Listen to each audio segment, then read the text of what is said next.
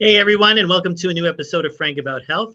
If you recall last week, I was recovering from a lessons learned episode that has its way into the archives of anyone's memory who saw it. But most importantly, I had touched upon that the episodes I did not fully go into in discussion were those involving both Danielle Swanson and Jeffrey Dimitrak, which were the epilepsy-oriented programming.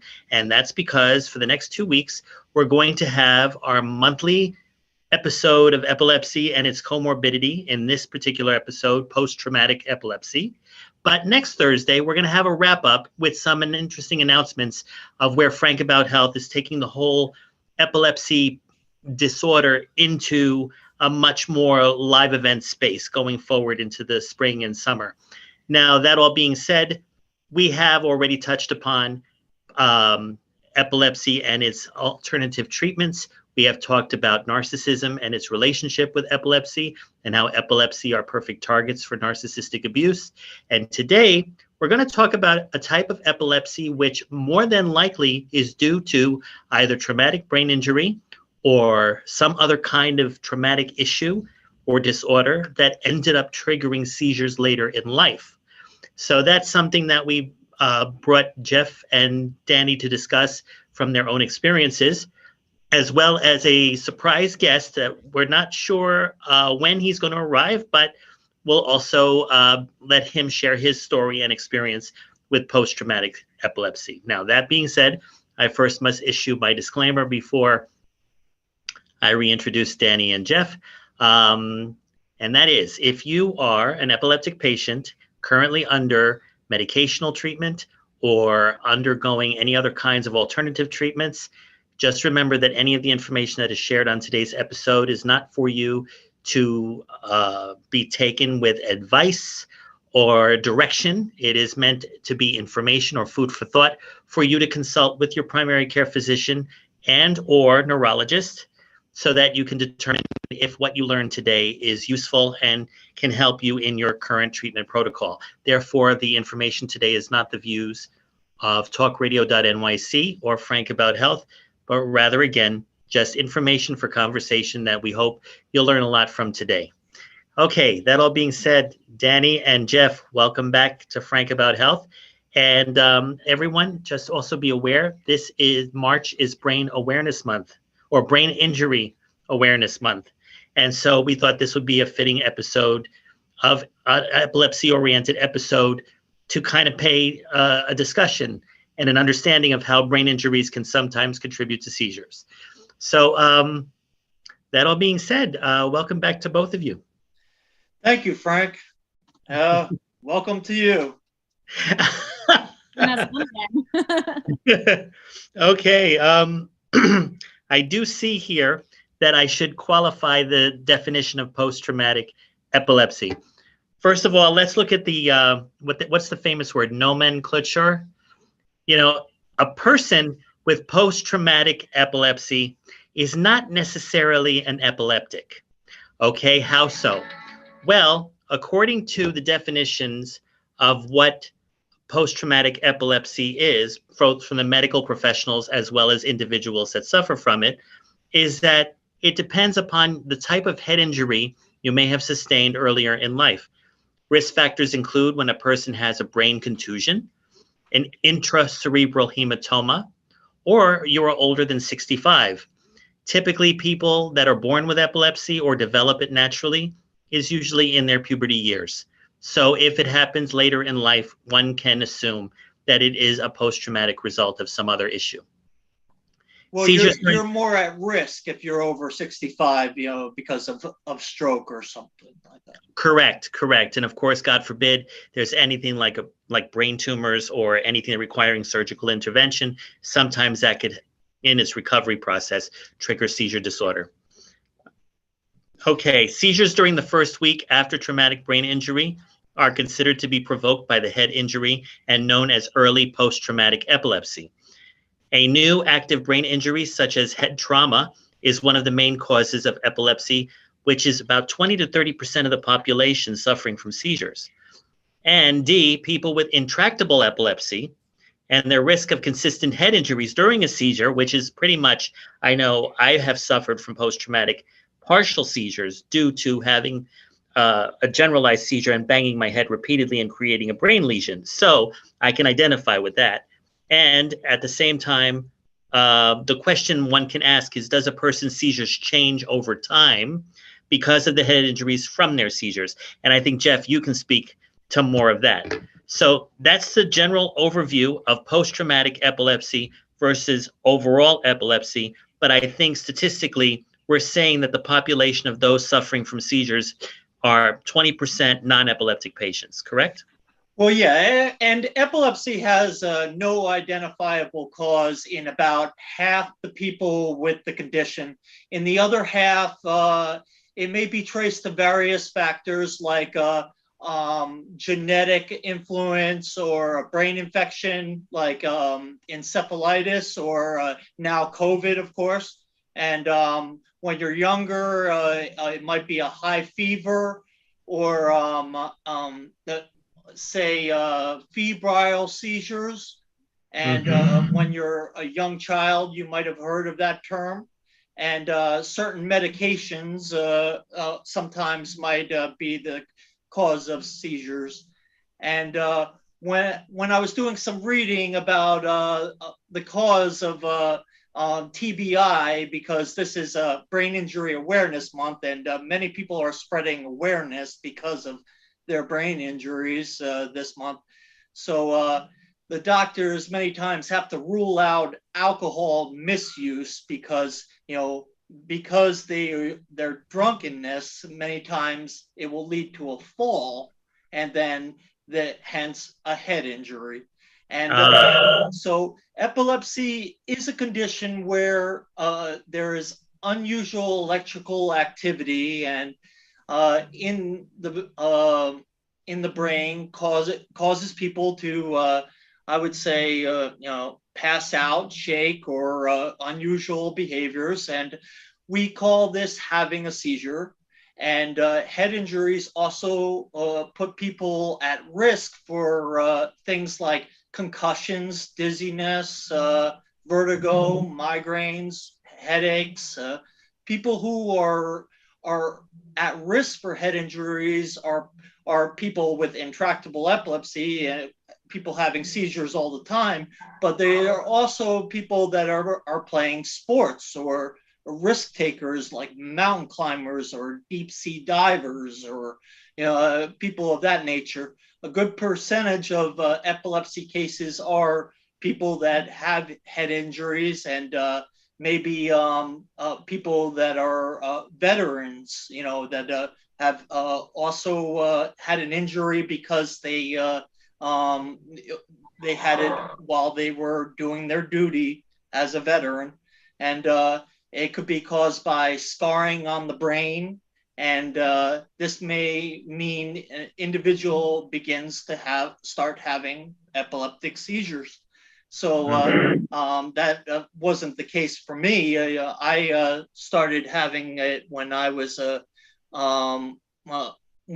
child, but I also had many other causes so it could not be traced to the brain injury as the direct cause or the individual cause for my epilepsy. So okay.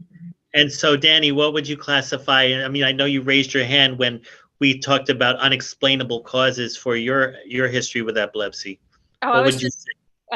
Jeff had mentioned intractable epilepsy, and basically the kind where they don't know why you have epilepsy, and that is me. They tried to figure out. They thought, oh, maybe it's genetic, because I do have. I think it's one of my grandmother's aunts had epilepsy. It's pretty severe, but. Nope, they figured out it wasn't that for me. I've never had any like brain trauma or injuries or anything, so it's not that. They basically ruled everything out, and they're just like, yeah, we don't know. So when he was talking about that kind of the kind that you can't figure out why it is, I was just like, oh, that's me. All right, no, that's it. I think I kind of like am the umbrella between the two of you. I developed it. My very first seizure was when I was 16. I was in a high school classroom studying all night long for a complicated calculus exam. And I had no sleep deprivation, trigger number one. At the same time, the stress of the test itself was trigger number two. And I had this ongoing sense, you know what they call those auras, but not just the visual ones, the ones where you feel like a sense of nausea in your stomach, or you just feel like you have a gravitational pull that's making you walk slower than normal, or you have what these kind of out of body senses, like, am I really here? You know, and then all of a sudden, I remember the very moment the seizure occurred, I was looking at the blackboard. It was a history class, and we were looking at, my God, when I was 16, it was 1984, I believe. So it was the 1984 presidential election between, I forget who was running at that time, but Reagan was one of them. But the point of the matter is, the blackboard looked like it broke in half. And the next thing I had heard when I woke up in the emergency room was that I fell out of my chair. People thought a dictionary had fallen, or a series of books, and I just went into the convulsion and everything else. And I remember the day they diagnosed it. And again, the 80s, it was still considered a stigma to be known as an epileptic. So I remember when the I don't know if it was a nurse or the doctor that said, "Oh, epilepsy," and I go, "Oh no, not at all, no way, not happening." I was exhausted from no sleep, blah blah blah. I went through a whole denial period until 1987, when taking a bath, Christmas time, I almost drowned in my own bathtub. And that was when they said, "You're an epileptic, you're taking Dilantin, or you would have been dead tonight." And I went, okay. All right.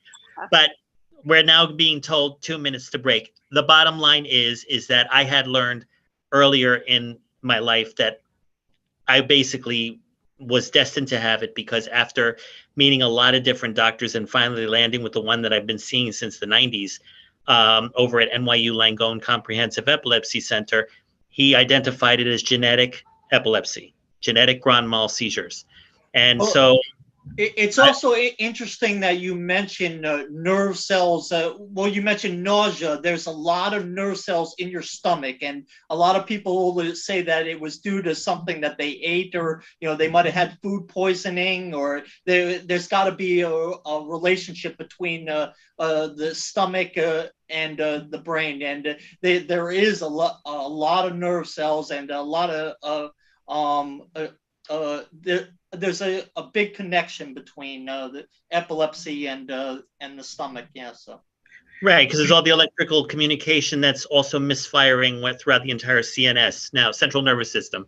Mm-hmm. All right, when we return, we're going to get more of Danny's particular story in relation to post-traumatic epilepsy, especially in the area of PTSD-oriented issues that might be in the workplace, or even just from having gone through embarrassing experiences. So please stay tuned as we're talking about post-traumatic epilepsy on this episode of Frank About Health on talkradio.nyc, on our Facebook channel, on our YouTube channel, on our LinkedIn channel, and on Twitter. So please stay tuned. Are you a business owner? Do you want to be a business owner? Do you work with business owners? Hi, I'm Stephen Fry, your small and medium-sized business, or SMB guy, and I'm the host of the new show, Always Friday. While I love to have fun on my show, we take those Friday feelings of freedom and clarity to discuss popular topics on the minds of SMBs today. Please join me and my various special guests on Friday at 11 a.m. on talkradio.nyc. Are you a conscious co-creator? Are you on a quest to raise your vibration and your consciousness? I'm Sam Leibowitz, your conscious consultant, and on my show, The Conscious Consultant Hour, Awakening Humanity, we will touch upon all these topics and more. Listen live at our new time on Thursdays at 12 noon Eastern Time. That's The Conscious Consultant Hour, Awakening Humanity, Thursdays 12 noon on talkradio.nyc.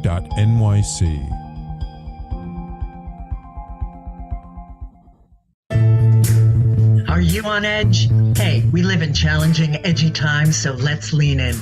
I'm Sandra Bargman, the host of The Edge of Every Day, which airs each Monday at 7 p.m. Eastern Time on talkradio.nyc. Tune in live with me and my friends and colleagues as we share stories and perspectives about pushing boundaries and exploring our rough edges. That's The Edge of Every Day on Mondays at 7 p.m. Eastern Time on talkradio.nyc.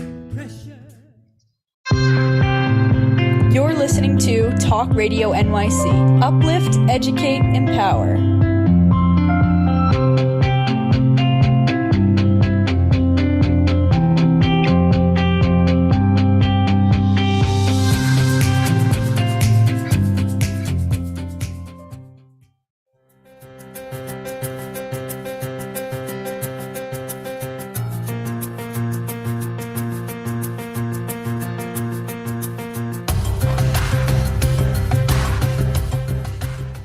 Welcome back. So in the first segment, we spoke about the difference between genetic epilepsy and post-traumatic epilepsy.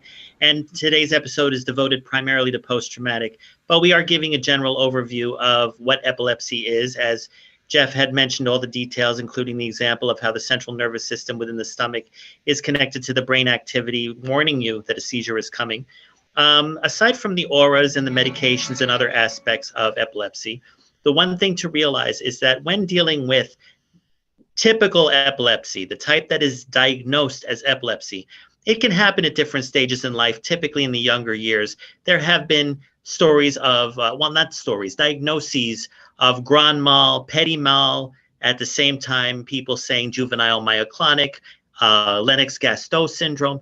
All of these are basic neurological terminology that I don't think either one of us are qualified as non-medical practitioners to go into detail. So if you need information on that, I would recommend looking at the Epilepsy Foundation website, or even looking at just different information that is available on Wikipedia about the various types of epilepsy. So now as we go into the post-traumatic type, which is what we're going to devote the rest of the show to, I want Danielle to talk about her epilepsy through the workplace, because it's not typically a post-traumatic type of event, but the workplace has a different culture, as we described on previous episodes, that can have stress triggers, sometimes beyond our control, and as such, influence seizure activity, even if the individual has been fully medicated and is probably also resolved in most of the primal symptoms that they've had when they were first diagnosed. So, Danny, I just thought you'd start to share any one particular moment you might recall that people, the listeners and viewers, could learn from. Yeah, absolutely. Thanks for the intro. So yeah, talking about kind of brain injuries and all this in regards to epilepsy, I am kind of just sitting here during the break reflecting, and I think there's something to be said for anyone who has epilepsy, that seizures can happen anywhere, anytime, kind of like you said. And there's two kind of main ones that are coming to my mind right now. So, I would say probably age 22 and younger, it wasn't really a big deal for me. But I do remember one time I was working in a yoga studio, and oddly enough, it was a very intensive, high pressure financially to get enough members and make enough money and all this. And that was very stressful for me. I'm not a super salesy person, but I do remember one time I'm going out doing what I wanted to do for that. And I'm passing out flyers. Oh, come to the yoga studio. And excuse me. It's all right. That was a weird inhale. I was passing by a Whole Foods. That's what I do remember. And I felt a seizure coming on. So I just sat next to the outside edge of this Whole Foods. And it was in a city, Cambridge, if you're familiar with it, in Massachusetts. There's a lot of people. There's enough people. So I knew. There's a lot of people. Yeah, there's a lot of people. I sat down. I mean, it's where Harvard is. Right. Yes. So I expected basically good behavior. Let me put it that way. But I sat down, I had the seizure, and I didn't go unconscious for this one, but I saw people look down at me and kind of like scoot away, like they thought I was on drugs or something. No one offered to help me. No one stopped to ask, hey, are you okay? It was very like emotionally kind of shocking to me, because I guess I, in my mind, expected something different. And then there was another time I did have a seizure at the top of a subway station, and I did go unconscious. So I have no idea whether there could have been a brain injury there or not, because I was by myself. And that can happen to anyone, anytime. There's a lot of who has epilepsy, right? Sometimes you have experiences and maybe you do get a brain injury from falling or some other way. I don't think I did from that particular incident, but just those two to give an example. And then at work, besides the yoga one, I did once have a seizure while teaching ballroom dancing, and I kind of had to go in the back room. No, that's a lie. I wanted to go in the back room. I didn't have a chance to. It was coming on so fast. So I told my student, because I was teaching someone at the time, please go get the guy at the desk. Right. You know, safety.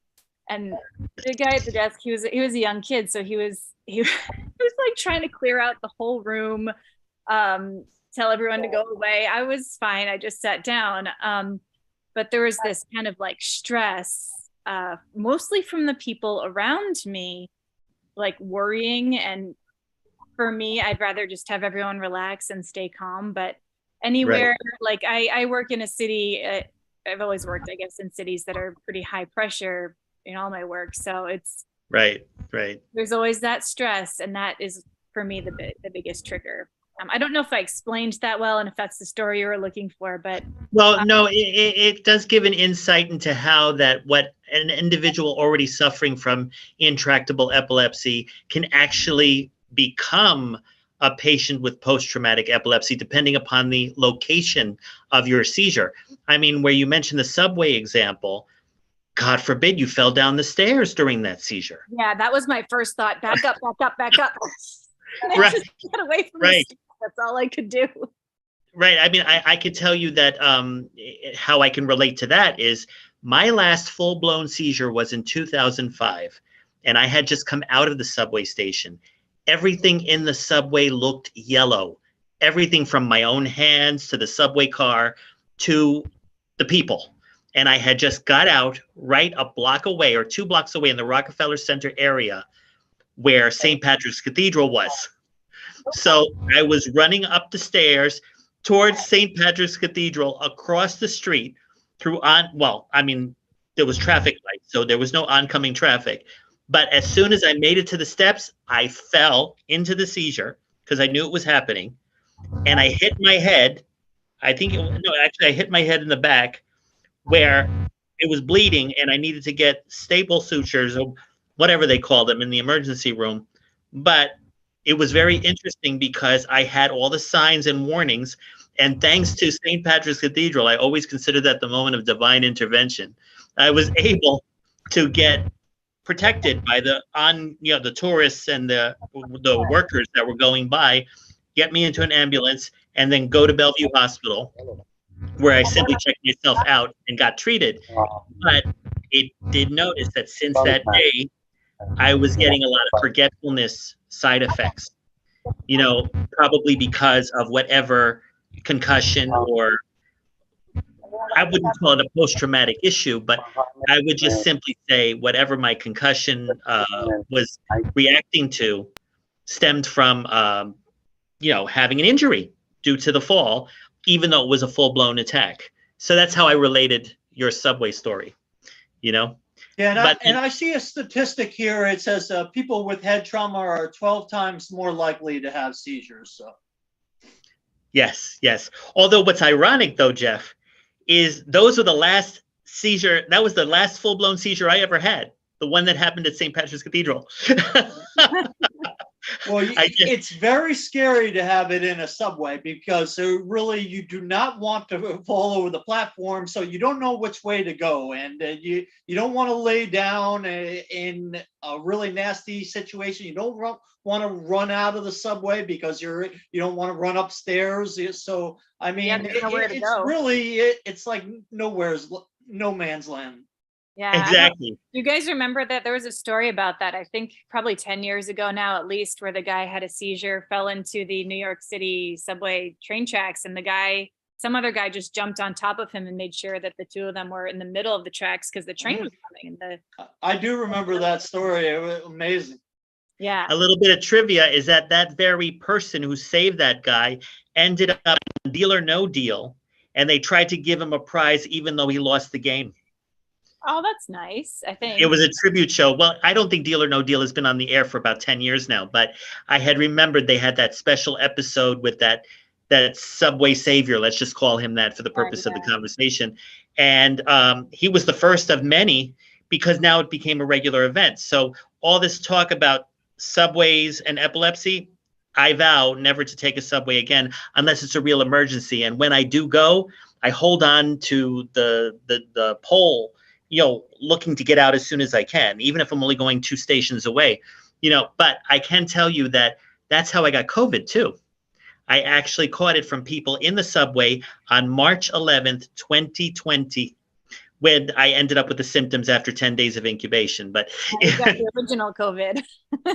Yeah, the original one that I swear I thought it was the King of Siam or something. So the thing is I went through those delusional dreams. It was ironic that I didn't have any seizure activity. But then I think we all discovered that you don't have to be an epileptic in order to get COVID or vice versa. That was the one comorbidity that was never in question. But either way, the thing is that I do to this day also suffer from partial seizures due to a lesion I got on my brain after repeatedly banging my head while visiting my godson in Miami in 2003. And that's why I take Keppra to this day. But I no longer take the Lamictal for the full-blown because I haven't had one in 15 years. So it's very interesting how the majority of cases of epilepsy are epilepsy cases. But the whole nature of post-traumatic epilepsy is something that I think we're going to learn more about in the next segment of Frank About Health through our special guest that arrived, Mr. Jose Dennis, who has a very interesting story that happened to him when he was 10 years old, and that basically the seizures happened years later, went away, and came back again. So that whole story definitely has to be discussed in the next segment because we're about to take a break. So I want to thank you, Danny and Jeff, for helping me outline that epilepsy is predominantly that, epilepsy. But the post-traumatic type are the things that we're learning more about as we go along. It's only been labeled post-traumatic in the medical community over the last, I think, 5 years. But the thing is that when you now see it more common, like on those medical shows like Grey's Anatomy, nobody is immune to having seizures. We want to get that straight because we already know, as we've talked about on our previous episodes, epilepsy is still a stigma, not as much as it used to be, but people should not be stigmatized just because they have seizure activity. The brain, after all, is a powerful computer running on electricity like the way computers do, and sometimes we need to be rebooted. Yeah, and when it's caused by PTSD, those are psychogenic non-epileptic seizures. So, and the medical community is still figuring that out as well. So that's a form of attack that looks like an epileptic seizure, but is not caused by unusual electrical patterns. So. Correct. All right, so we'll be back right here on talkradio.nyc and all of our social media, so please stay tuned. Are you passionate about the conversation around racism?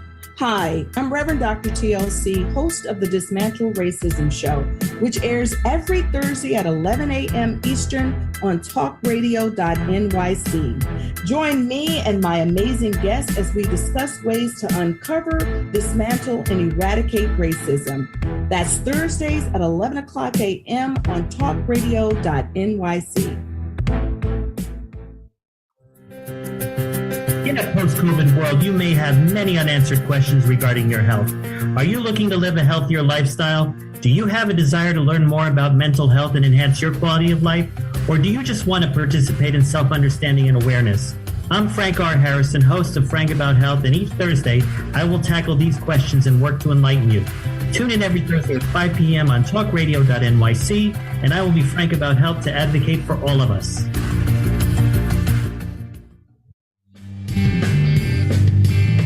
Hey everybody, it's Tommy D, the nonprofit sector connector, coming at you from my attic. Each week here on talkradio.nyc, I host a program, Philanthropy in Focus. Nonprofits impact us each and every day, and it's my focus to help them amplify their message and tell their story. Listen each week at 10 a.m. Eastern Standard Time until 11 a.m. Eastern Standard Time, right here on talkradio.nyc. You're listening to Talk Radio NYC at www.talkradio.nyc. Now broadcasting 24 hours a day.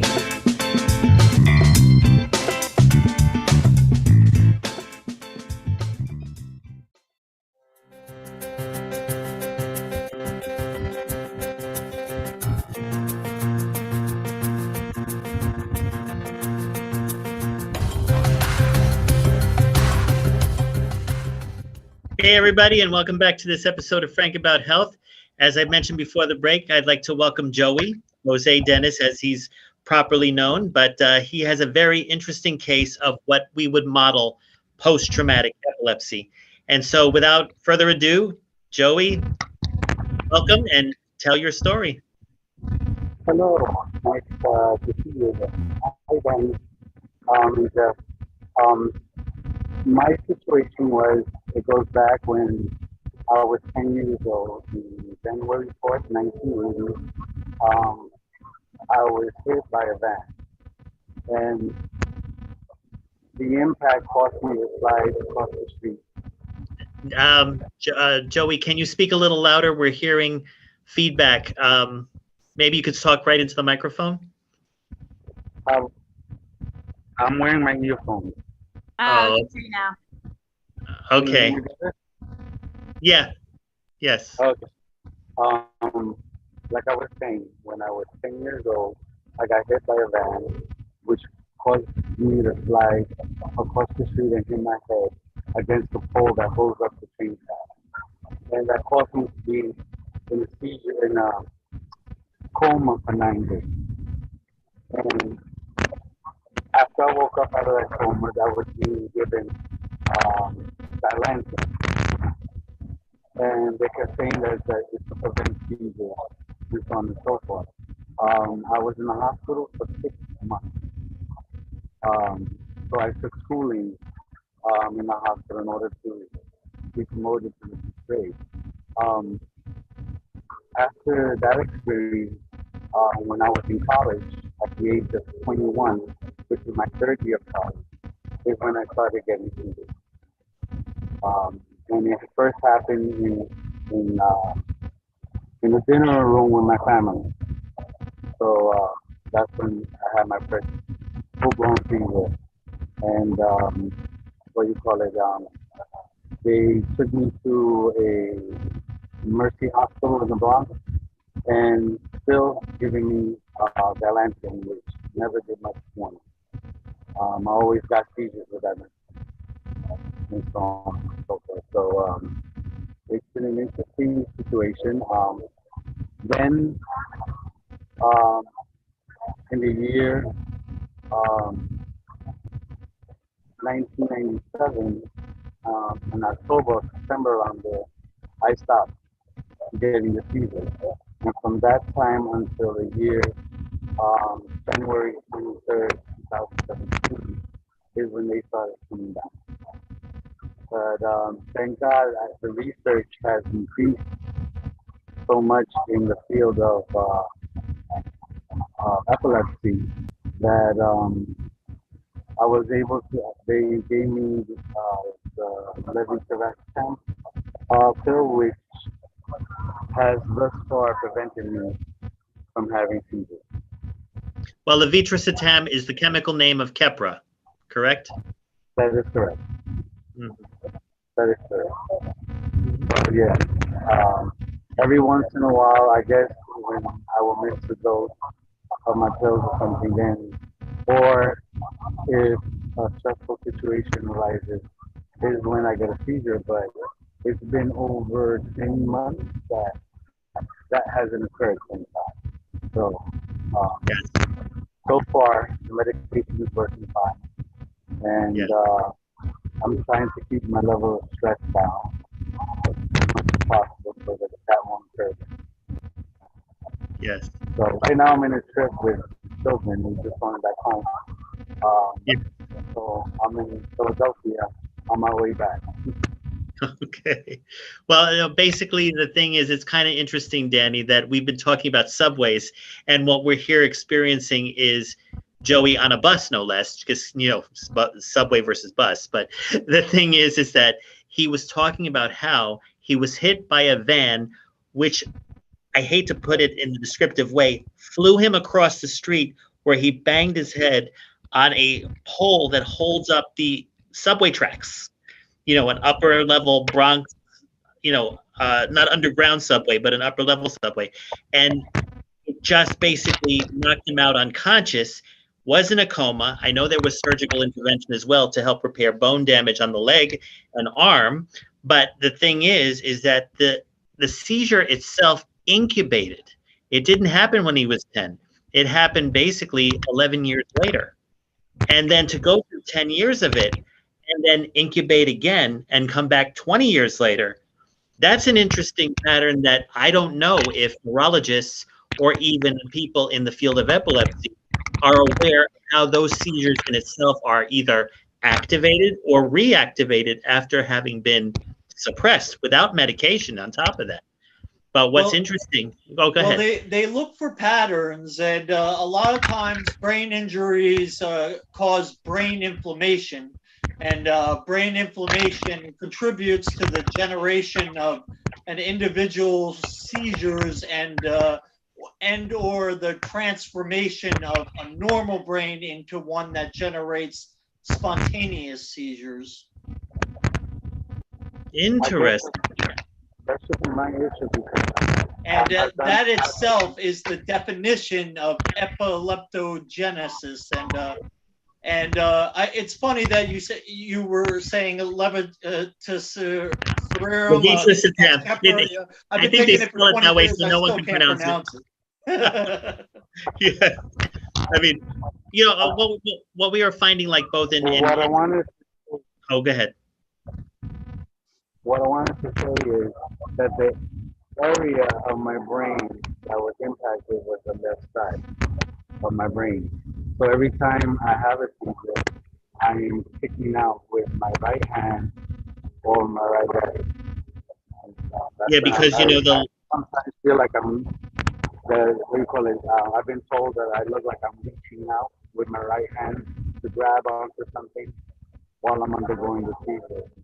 So it happened on the left side.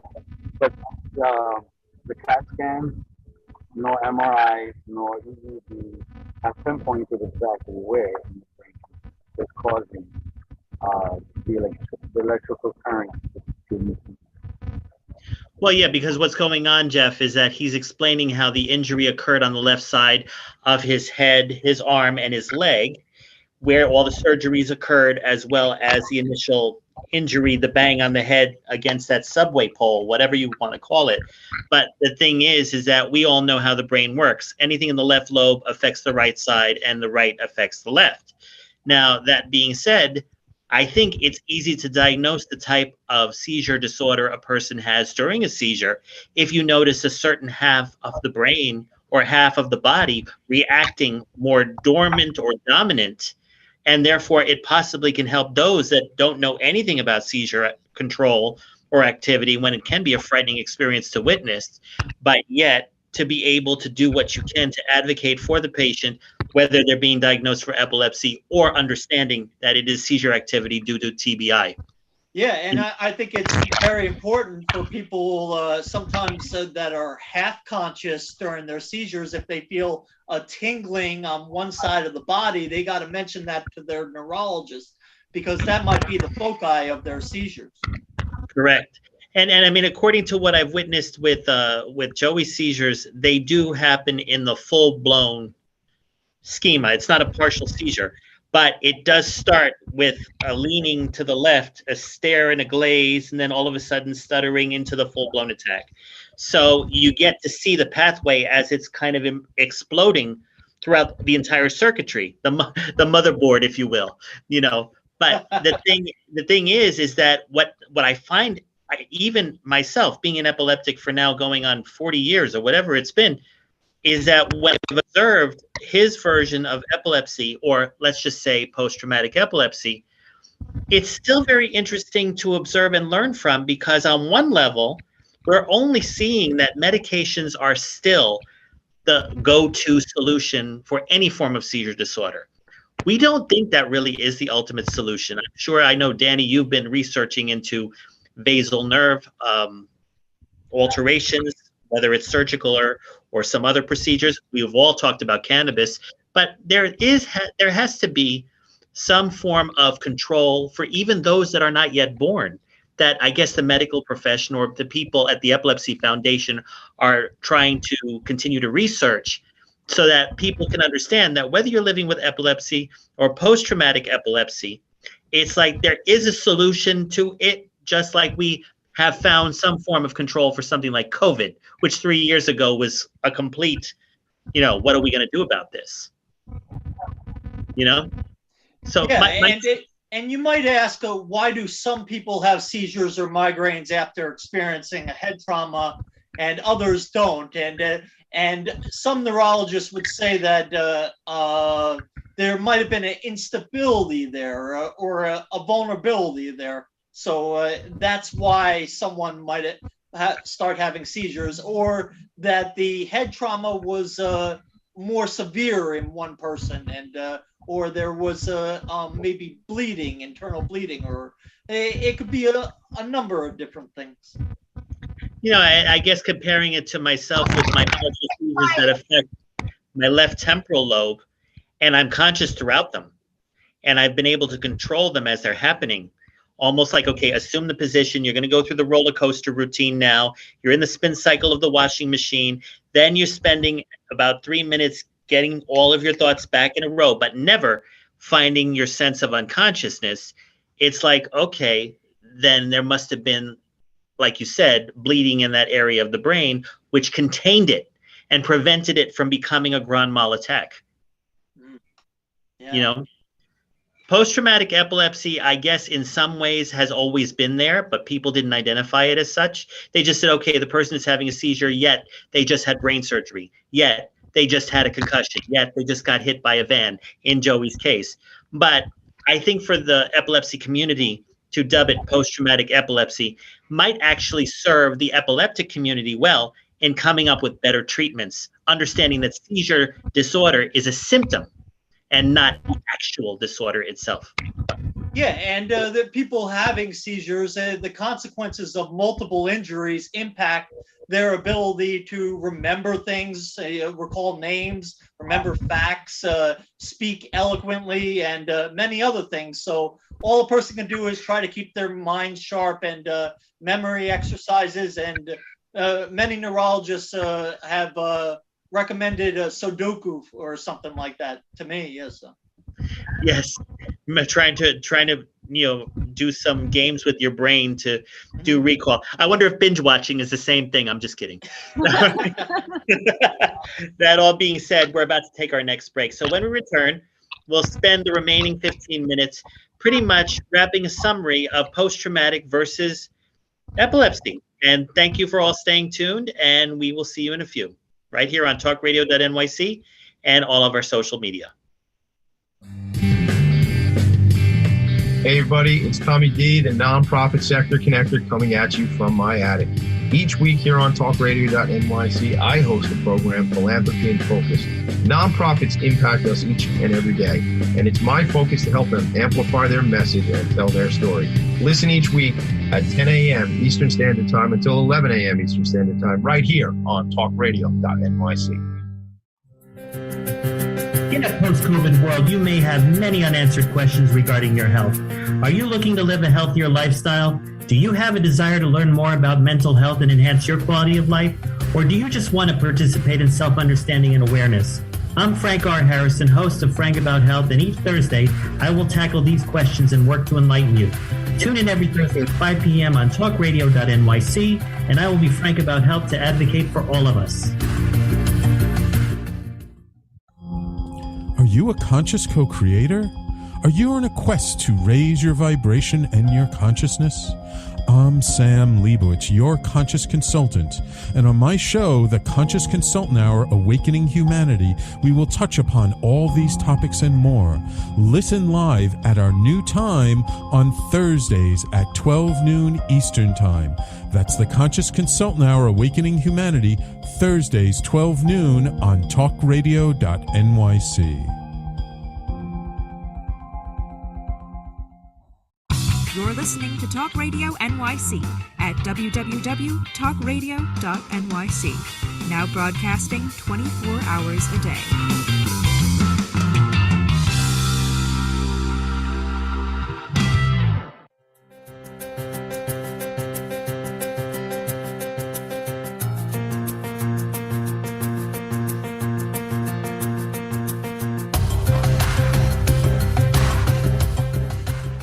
Welcome back. And as we wrap up this episode of Frank About Health, we basically, I guess I basically want to just take from all of our guests on the panel some lessons learned so that we could all recommend to those suffering from post-traumatic epilepsy or suffering from epilepsy itself about any kind of issues related to the medications they're taking, or what anyone who is trying to explore other solutions in how to live a better quality of life. I figure, Jeff, let's start with you because you also have a book on the subject. So I'd like to know exactly what you want to promote or advocate for those living with epilepsy of the post-traumatic or regular variety.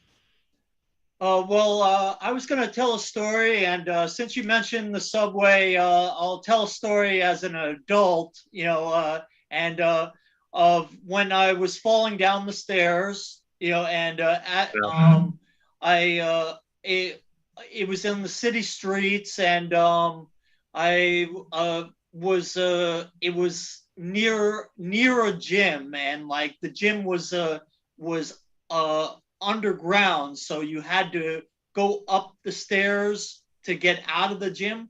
So I started having my seizure because I was overheated by working out, and my first instinct during an aura is to try to get away from people, or it used to be, because I've lived on the city streets, and usually people mishandle my seizures running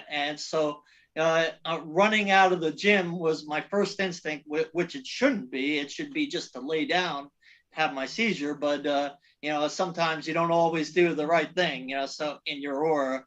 So I ran out of the seizure, and I ran out of the gym and started having a seizure on the stairs, and they were I could have broken my neck, but it was a really bad. It's like one of those big stairwells that you'll see at in Times Square or Penn Station, So yeah. So it just reminded me of that when we were talking about the subway station. But I mean, based on that, are you saying that even though you have been living with epilepsy as a child, that you predominantly suffer from seizure of the post-traumatic variety? Well, I think that because I have refractory epilepsy, I anticipate a certain amount of seizures per month. But once I have a head trauma during one of those seizures, that month, then I can I guess I'll probably have more, because I would say that like I was talking about the brain inflammation before, it might be a consequence as well as the cause of seizures. So it's many times it's the cause of more seizures, and it can lead to a bad month for me if I have a bad fall from and I hit my head, and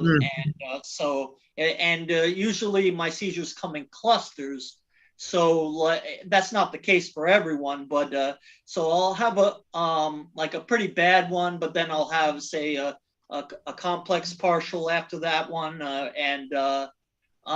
but if I started off with a grand mal and I hit my head, so I can expect probably maybe another few, so that's how it usually goes.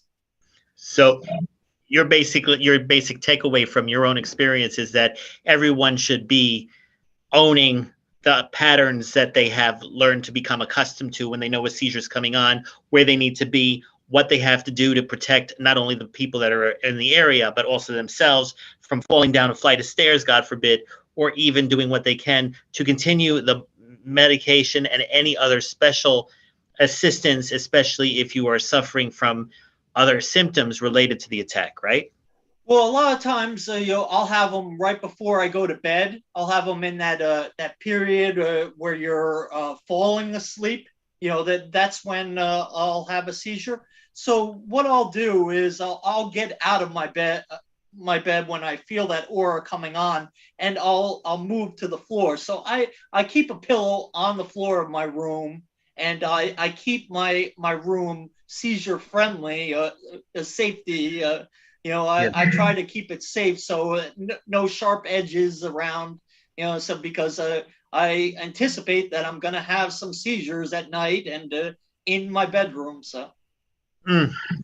What about you, Danny? What would you like to offer the public about how to be mindful, especially with whatever type of epilepsy they're suffering from? Oh, well, I feel like this all goes to show just how complex epilepsy really is. There's a lot more research to be done.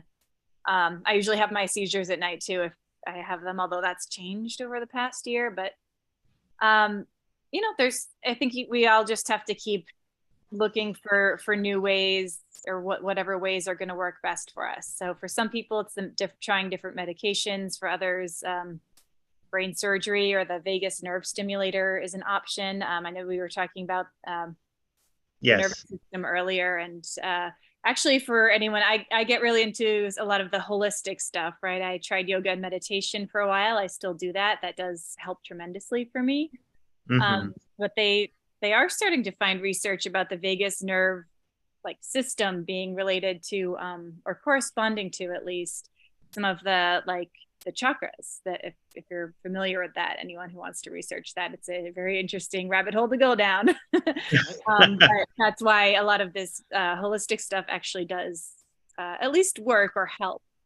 So I would say I can't even speak today. We just have to keep looking for what works for us, and the people who are on the research end of things, and neuroscientists, all that, doctors, I guess, learning, and that's what we all have to keep on doing. Got to keep going. Right. No, and you're right, Danielle. I mean, everybody, their case is unique, and we're gonna touch on that on the 30th. And really, it's so hard to find patterns when it comes to an epilepsy case. Everybody tries to do it, and they wish they can. So. Yeah. Right. And you, Joey, what would you say to the listeners and viewers out there in terms of you being an individual who suffers from post-traumatic epilepsy? Would be the advice that you can give to observe their auras, or understand, or not forget to take their medication, or other kinds of techniques to keep themselves as alive as possible, or as aware as possible? Well, I try to keep stress-free, especially I work in a school for middle schoolers, so I sometimes separate myself so I can just breathe in slowly and breathe out slowly to calm myself down, not get so hyper and stuff, and then just talk with the kids and the best I can. Also, my seizures, I don't have a trigger for it. I don't feel any triggers that, like some people have, like this little electrical current or something, a feeling that they get. It just happens. With me, it just happens. Interesting. So I never I always try to keep on top of my pills. I'm sure I'm taking a medication every day and not miss the dose, because I find that when I do miss the doses is when I start. Okay. And so I would say for everybody out there to not only be mindful of your medications, both the generic version, we mentioned an example of levetiracetam, which is Keppra, lamotrigine is Lamictal, phenytoin is Enlighten. I think Depakine is Depakote. The point of the matter is, whatever it is, make sure it is the best medication in terms of no sacrifice of the chemical components around it. There's always debate about that, especially if you're taking the generic type. And of course, that depends on the severity and frequency of your seizure activity. I would say also keep in mind of mental health related issues, depression, anxiety, probably PTSD symptoms, as you said earlier, Jeffrey. Sometimes when you're almost reliving the trauma that you had, it's like allowing your brain to stir the pot and creating seizure activity. So it's just a matter of also shoring up your reserve of doctors, whether there's a neurologist, epileptologist, psychiatrist if necessary.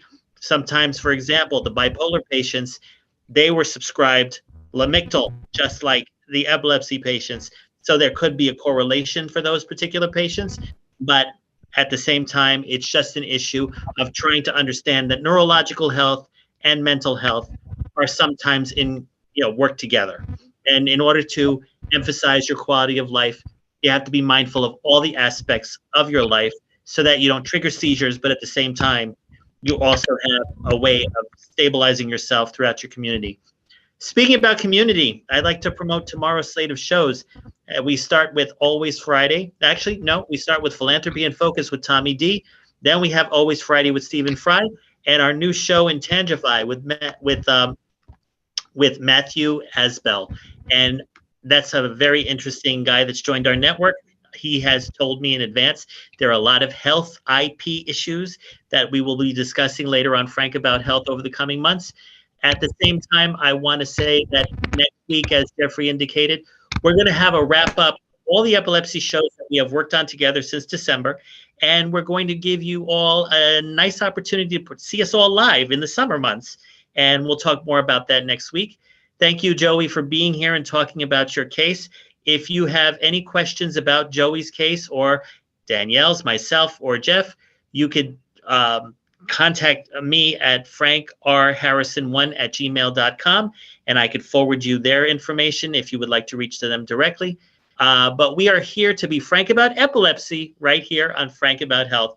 Thanks for staying tuned, and we will see you all next week. Bye-bye.